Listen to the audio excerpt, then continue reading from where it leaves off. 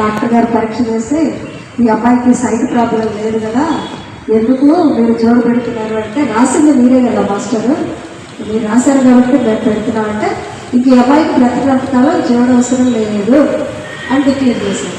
మరి ఇప్పుడు ఆ మాటల్లో మరి అక్కడ గురువుల యొక్క పవర్ ఉందనాలా లేదనాలా చెప్పండి? ఉంది కదా. మరి ఎవరికైనా సైట్ ప్రాబ్లం వస్తే క్లియర్ అవుతుందా? మరి అవ్వదు కదా.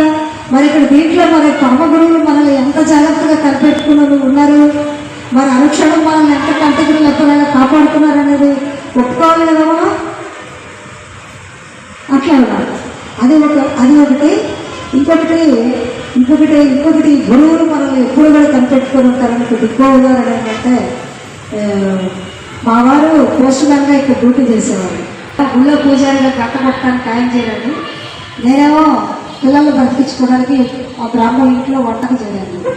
అట్లా మా జీవితం అనేది అట్లా ప్రారంభమైంది.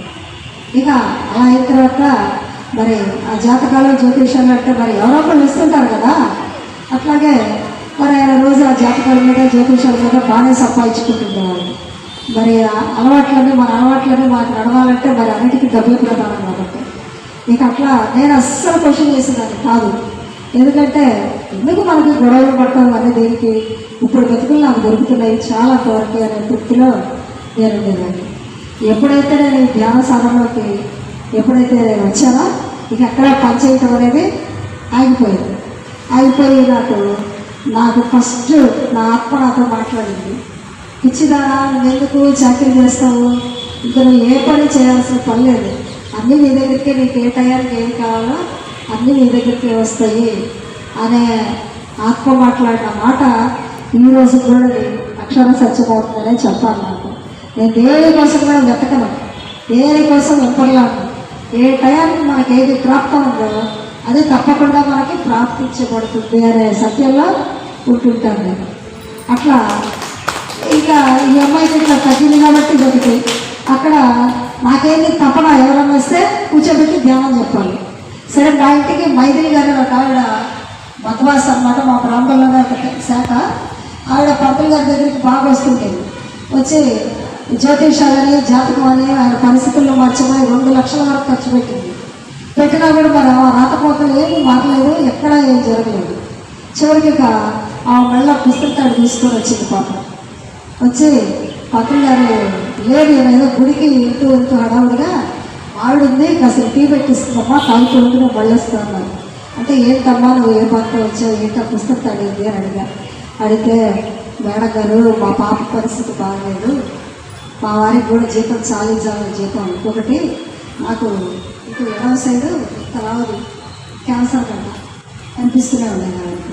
ఇది ఒకనొక టైంలో చేయించుకుందామంటే డబ్బులు లేవు, ఇప్పుడు మా తమ్ముడు చేయించడానికి వచ్చేసరికి డాక్టర్ పోస్తే చచ్చిపోతామని చెప్తున్నారు, ఏం చేయాలో జీవన మరణ పోరాటంలో ఉన్నాను. ఇప్పుడు నేను పంతులు గారు జపాన్ చేస్తే తగ్గుతాయని చెప్పారు. 2 లక్షల వరకు ఖర్చు పెట్టాను, తగ్గలేదు. ఇంకా ఇవైతే నాకు బయటికి ఇంటికి పోవటం, షాపింగ్కి పోవటం కూడా నాకు చేత కాదు, ఈ పుస్తకాన్ని తీసుకొచ్చాను, పంతులు గారే అవి జపాన్ చేస్తారని తెచ్చాను అని అన్నారు అనమాట.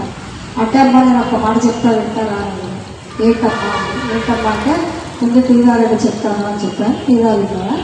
సరే, నేనన్నా రోజు ఏమక్కర్లేదమ్మా, నువ్వు ఏ దేవుడి రూపాన్ని తగిలించదు, ఏ నామాన్ని జపించదు, చక్కగా కళ్ళు మూసుకొని ఈ శ్వాస ప్రక్రియ ఎలా జరుగుతుందో గమనించు, అలా చేస్తే తప్పకుండా నీకు సమస్యలన్నిటికీ సొల్యూషన్ దొరుకుతుంది అని. పక్కపక్క నవ్వి, ఏదమ్మా నవ్వుతావని. 2 లక్షలు పెట్టి పంతులు గారితో గ్రహాలన్నిటికీ జపాలు శాంతులు చేయించి తినే తగ్గలేదు, మీరేదో కళ్ళు మూసుకొని కూర్చోమని చెప్పని చాలా గమ్మత్తుగా చెప్తున్నారే అన్నారు. అలా చెప్తే తగ్గుతుందని మీరు గ్యారెంటీ ఇస్తారని. గ్యారెంటీ ఇస్తాను అని చెప్పాను. గ్యారెంటీ ఇస్తాను, నా సమస్యలనే దీని ద్వారానే నేను తొలగించుకున్నాను, అందుకే నీకు కూడా చెప్పగలుగుతున్నాను. ఏమక్కర్లేదు, ఇట్లా కళ్ళు మూసుకో, కాళ్ళు క్రాస్ చేసుకో, లేకపోతే హాస్పిటల్ వేసుకొని కూర్చో. సరే పోనీ నీకు ఏ దేవుడైతే ఇష్టం ఉంటుందో అక్కడే కూర్చొని కళ్ళు మూసుకొని కూర్చో చాలు, ఇప్పుడు నువ్వేం చేయదు అని చెప్పాను.